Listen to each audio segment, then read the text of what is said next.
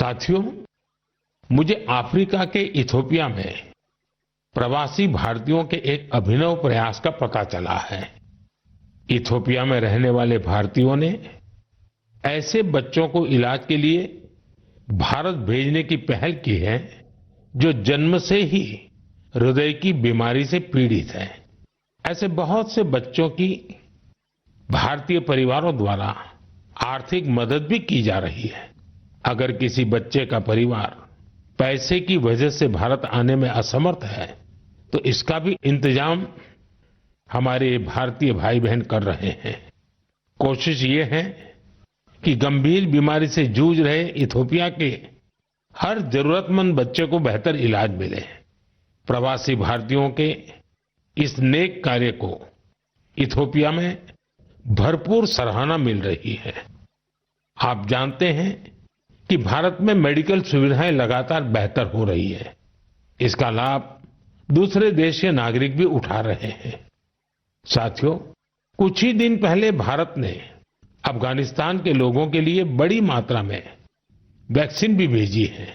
ये vaccine rabies, tetanus, hepatitis B और influenza जैसी खतरनाक बीमारियों से बचाव में काम आएगी।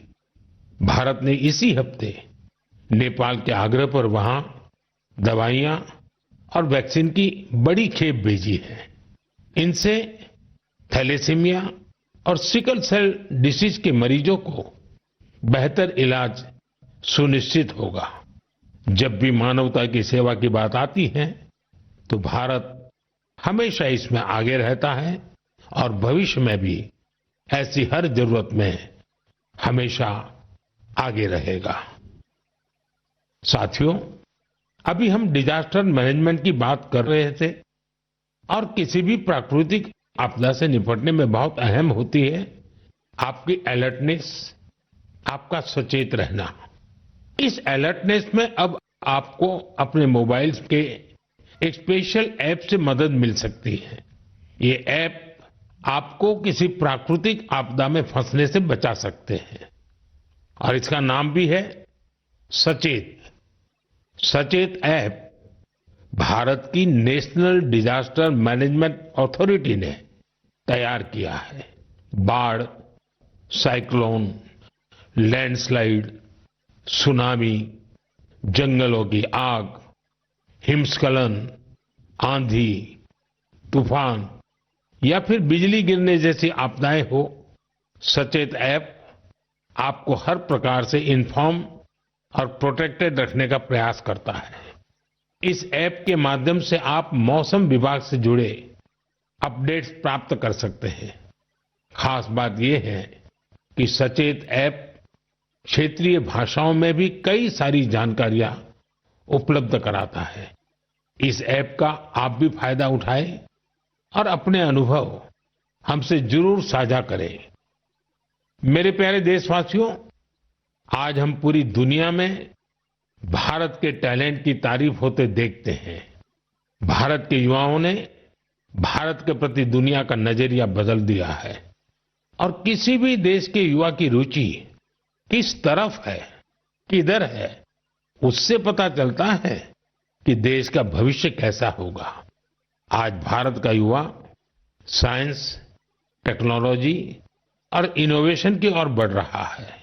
ऐसे इलाके जिनकी पहचान पहले पिछड़ेपन और दूसरे कारणों से होती थी, वहां भी युवाओं ने ऐसे उदाहरण प्रस्तुत किए हैं जो हमें नया विश्वास देते हैं।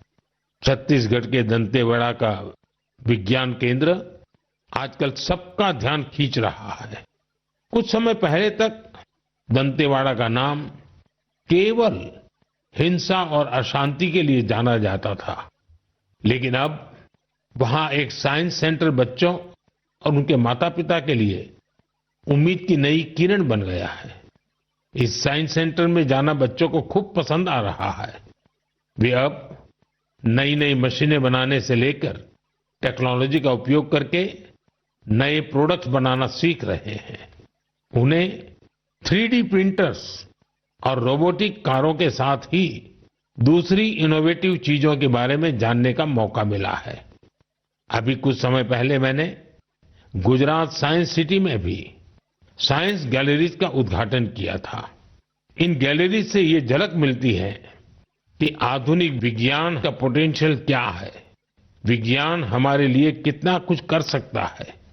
मुझे जानकारी मिली है कि इन गैलरीज को लेकर वहां बच्चों में बहुत उत्साह है। साइंस और इनोवेशन के प्रति ये बढ़ता आकर्षण जरूर भारत को नई ऊंचाई पर ले जाएगा। मेरे प्यारे देशवासियों, हमारे देश की सबसे बड़ी ताकत हमारे 140 करोड़ नागरिक हैं। उनका सामर्थ्य है, उनकी इच्छा शक्ति है। और जब करोड़ों लोग एक साथ किसी अभियान से जुड़ जाते हैं तो उसका प्रभाव बहुत बड़ा होता है। इसका एक उदाहरण है एक पेड़ मां के नाम।